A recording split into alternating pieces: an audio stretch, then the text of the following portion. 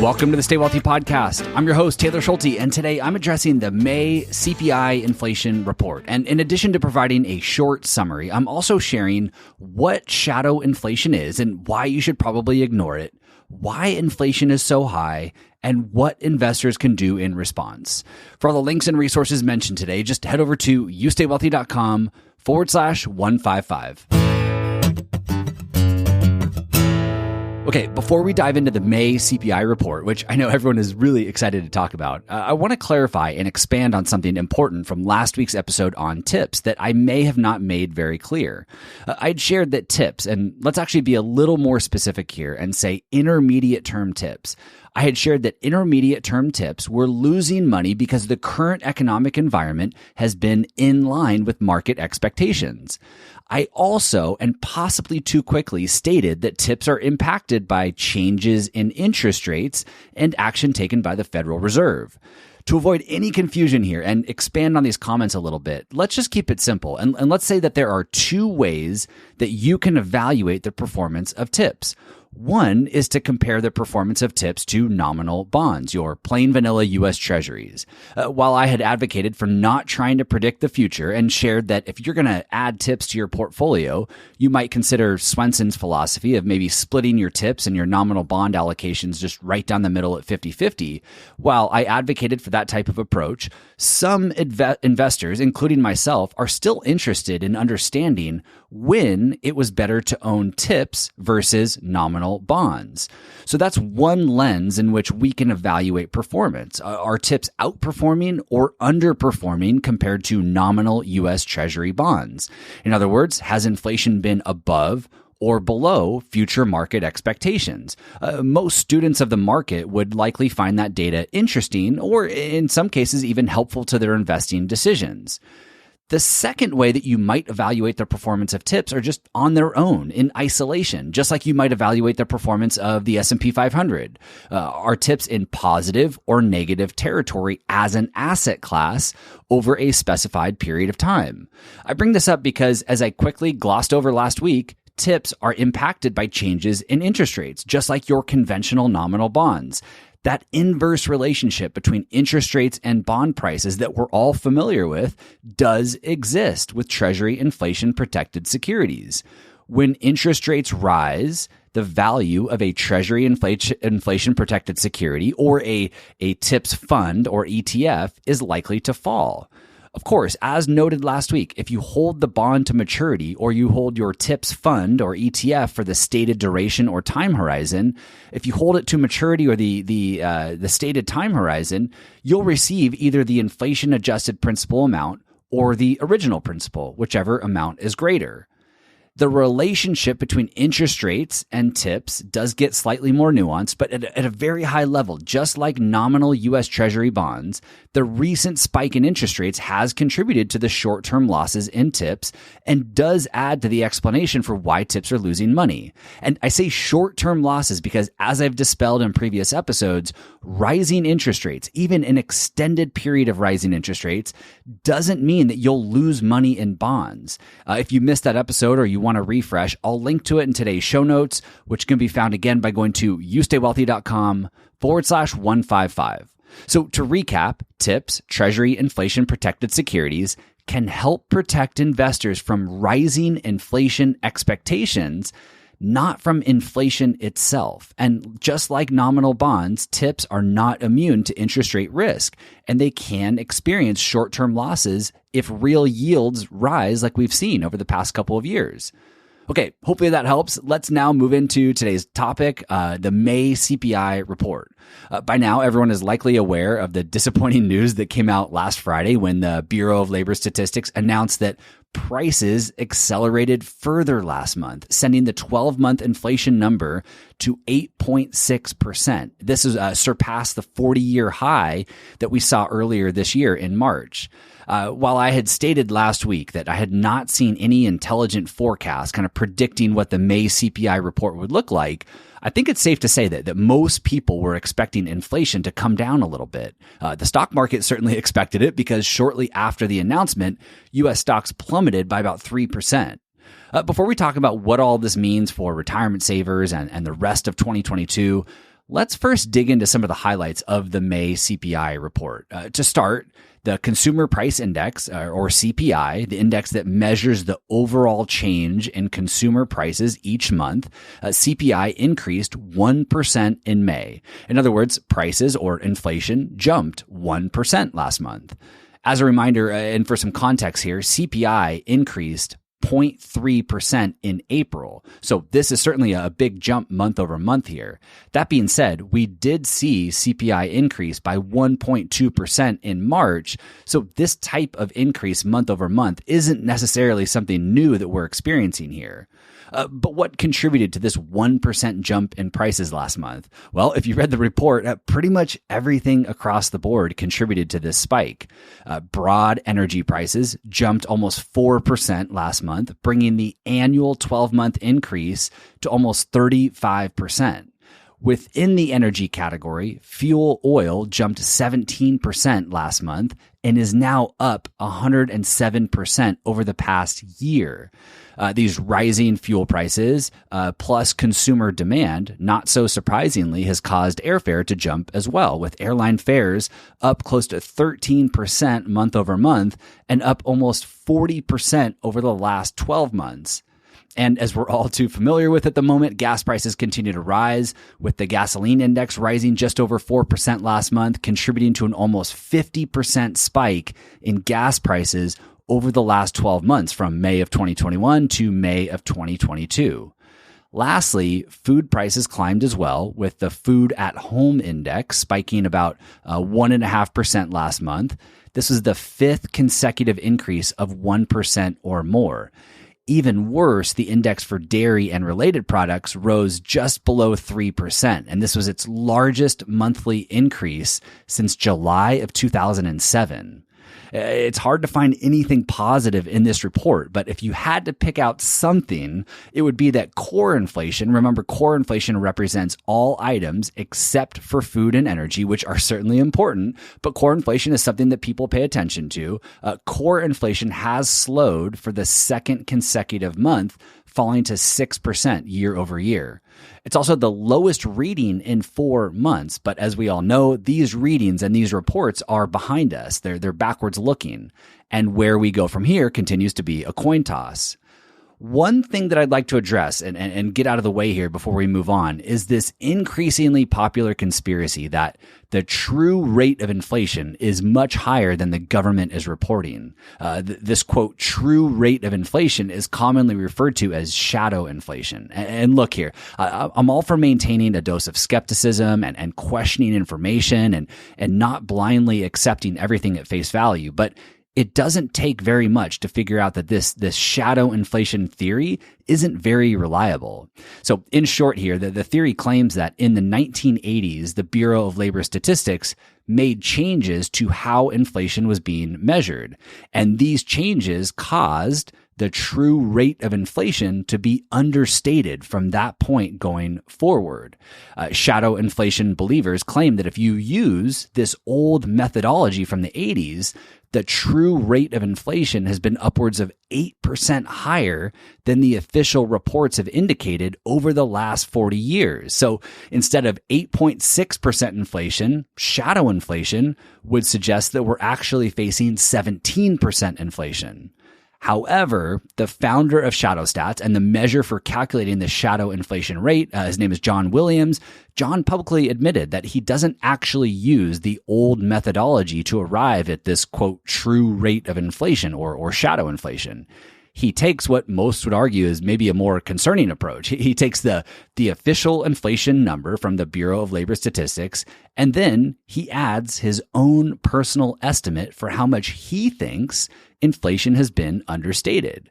And look, making educated and informed assumptions in the world of finance and economics is not uncommon. But many trusted economists and finance experts have long highlighted some very, very basic mathematical errors that John might be making or is making with his calculations. For example, in 2021, Williams publicly claimed that the true annual rate of inflation had averaged about 9% per year over the last 21 years. In other words, he claimed that based on his shadow stat methodology, prices had risen 600% from 2000 to 2021 over that 21-year time period. Well, it's not that hard to rewind back to the year 2000 to find out how much things cost. Many of us could probably do it from memory. We could probably make some reasonable estimates from memory. But I'll spare you the brain energy here, and I'll tell you that in the year 2000, the average price per gallon of gasoline was $1.53. If we compare that to the average price of $3.47 in 2021, and we crunch some numbers, we would determine that prices increased by about 126%, not even close to the 600% that was claimed. Heck, even if you used current gas prices here in 2022, which just crossed $5 per gallon on average, we're still only talking about a 226% increase since 2021, a fraction of what Williams had suggested. Another example that the author of an article I'll link to in the show notes shared, he shared that in the year 2000, a chicken burrito at Chipotle was around $5. If that price had inflated at 9% annually over the last 21 years, or 600% because that 9% is compounded, if that actually had happened, we'd be staring at a $35 burrito today. The mathematical errors don't stop there, and Williams continues to provide odd explanations that just don't add up. Again, if you want to read more, you want to dig in, I'll link to a great summary in the show notes.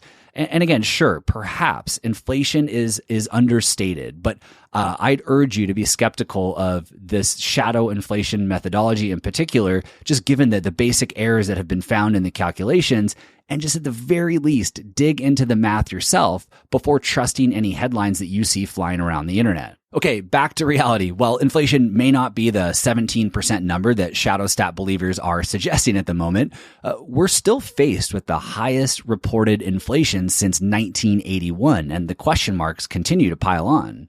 Before we talk about where we might go from here and what to do about it, let's just touch on the why. Why are prices increasing? Why is inflation hitting 40-year highs? Well, there are three main causes, and most of them are linked to the pandemic in some shape or form. The first cause, as I've touched on during my very first episode on inflation earlier this year, is high consumer demand. And this demand is unique because it's a result of Americans being trapped at home for an extended period of time, coupled with massive government stimulus programs. In fact, a recent study by the Federal Reserve Bank of San Francisco concluded that pandemic relief packages probably contributed to about 3 percentage points of the rise in inflation until the end of 2021. And this data point certainly helps to explain why U.S. inflation outpaced the rest of the world.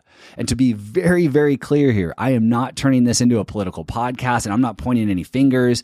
There are a lot of moving parts and a lot of people involved in making policy decisions. Plus, one could argue that the policy response to COVID, while it might be contributing to pain at the moment, one could argue that it was the right move at the time, given the information that we had in front of us. This is not the podcast to debate that, but what we can hopefully all agree on is that the COVID policy response has contributed to the rise in prices. It cushioned our balance sheets and it enabled people to continue buying. In fact, according to the Wall Street Journal, households still have about $2.3 trillion of excess savings to help them weather the storm right now. The second contributor to the rise in prices and inflation that we're seeing right now, which goes hand in hand with the first one, is the low supply of goods, partly as a result of this spike in consumer demand and businesses not being able to keep up with this demand, but also, as we know, factory shutdowns and shipping backlogs, and also reduced production. The spike in consumer demand outpaced the supply of goods. And this has enabled companies and kind of forced companies to raise prices without losing customers, at least so far. And then on top of it all, we have the war in Ukraine and recent China shutdowns that are magnifying the issues that we're already faced with. And then three, lastly, we can point to the Fed. We can point to their responsibility to control inflation and their slow response. We've been in a low interest rate environment for a long time now, and those low interest rates make it cheaper for consumers to borrow money, which in turn makes it easier for consumers to spend, especially spend on big items. Now, the Fed is trying to play catch up here, which is shocking the system here in the short term. On that note, actually, it appears more and more likely that the Fed will raise rates by 0.75 of a point or 0.75%, possibly today, the day this episode gets released and published.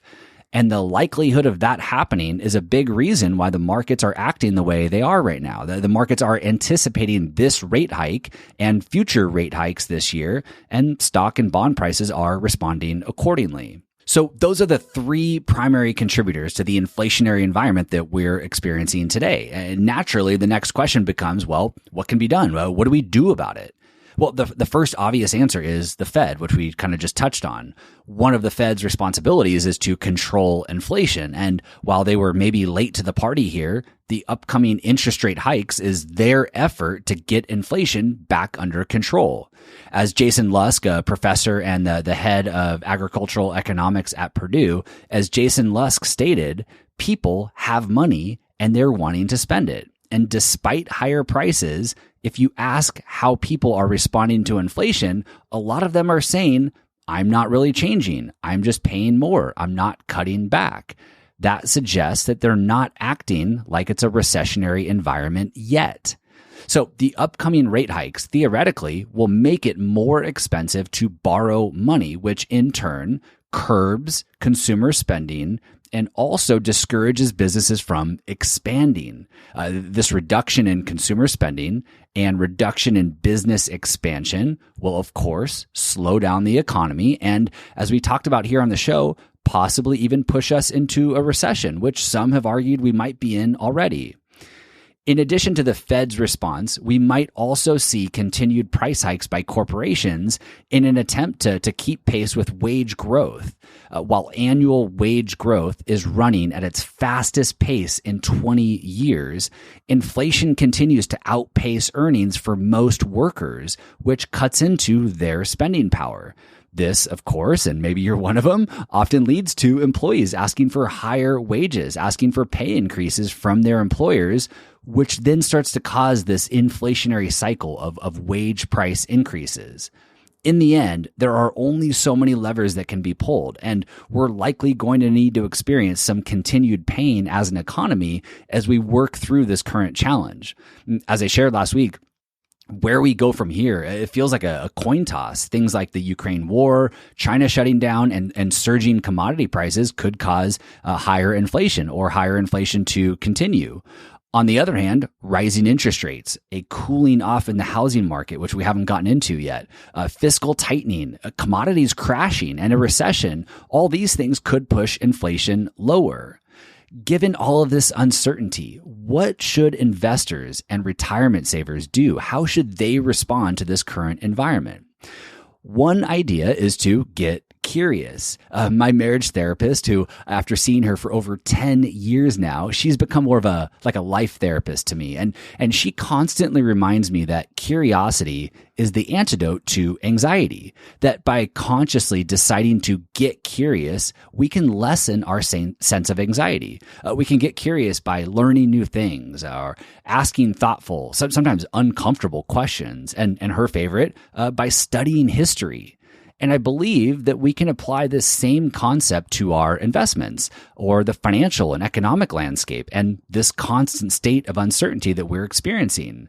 In fact, Nick Majuli, who I recently had on the show, he wrote a great article last month titled How Not to Panic. And in the article, he wrote, quote, "A friend recently asked me how I was able to stay calm during a market crash. I told him that it's because I've spent a good amount of time studying history. And in doing so, I've come to realize that a lot of what we experience isn't as unique as we think it is." Publishing this podcast is part of my conscious effort to get curious. And while listening to it might also be a version of you getting curious, If your anxiety is heightened at the moment, it may be worth getting even more curious. You can dig deeper into the history of the markets and inflation. You can ask thoughtful questions and even publish your own thoughts and comments. Even something as simple as a short summary on social media or an email to your family. It might help calm some nerves and prove to be an antidote to any worry that you might be experiencing at the moment. One of my favorite quotes from Deepak Chopra said, "The best use of imagination is creativity. The worst use of imagination is anxiety." Another response to this uncertainty right now, and maybe a solution or something for investors to do, is to ensure that you're properly diversified and possibly even over-diversified. For example, if you're overweight U.S. stocks, perhaps you consider maintaining meaningful diversification overseas as well. If you own individual stocks, you might consider consolidating your investments into broad-based index funds instead. If you only own corporate bonds, lower-rated bonds, you might consider adding U.S. Treasury bonds and or TIPS. By reducing risk and over-diversifying, just know that you'll also be accepting a lower rate of return when things do turn around. But that diversification might also help you sleep better at night if the volatility and uncertainty continues.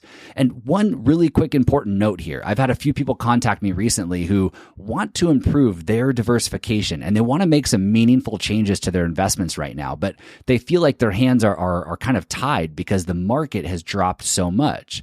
It feels like they would be selling things while they're down and they would be realizing those losses. So they've expressed that they might just have to wait it out. And waiting it out and weathering the storm is certainly one option. As the late John Bogle said, don't do something, just stand there. And in most areas of our life, if we want to achieve something, we usually take action. For example, if you want to run a marathon, you would typically train for it.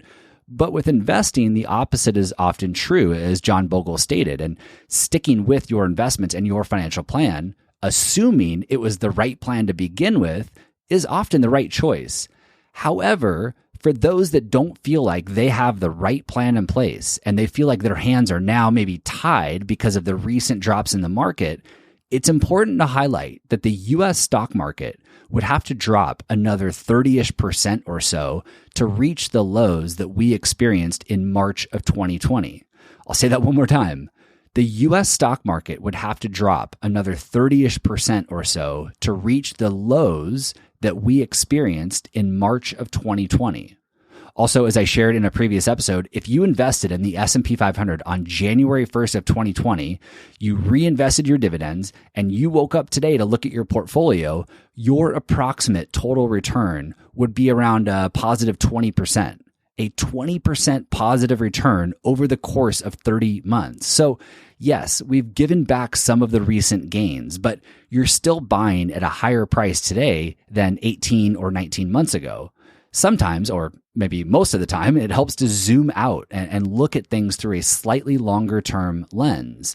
In the case of making some changes, sure, maybe you do realize some near-term losses in that process, but you're likely still well ahead of where you were at the start of 2020. To be clear, any changes that you make right now, these should be permanent changes, i.e., we're not trying to time the market in this example here. This is a situation where you've realized that you're invested incorrectly and you want to fix that. And I'm just highlighting that just because we've given back some recent gains here and we're off to a rocky start this year, it doesn't mean that you can't necessarily move forward with making those appropriate changes. Because what if you don't make those changes? What if the market does continue to fall? What if we end up in a prolonged recession? As I've said many times on this podcast, the best investment portfolio is the one that you can stick with. I have so many more subtopics that I'd like to explore here around the topic of inflation and the current environment, like the housing market, debt deflation, stagflation is now showing up in the headlines.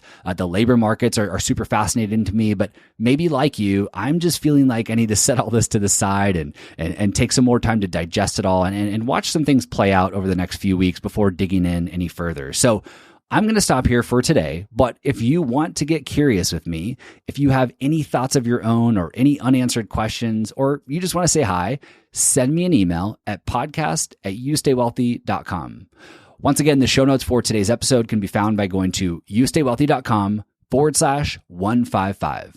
Thank you as always for listening, and I will see you back here next week. This podcast is for informational and entertainment purposes only and should not be relied upon as a basis for investment decisions. This podcast is not engaged in rendering legal, financial, or other professional services.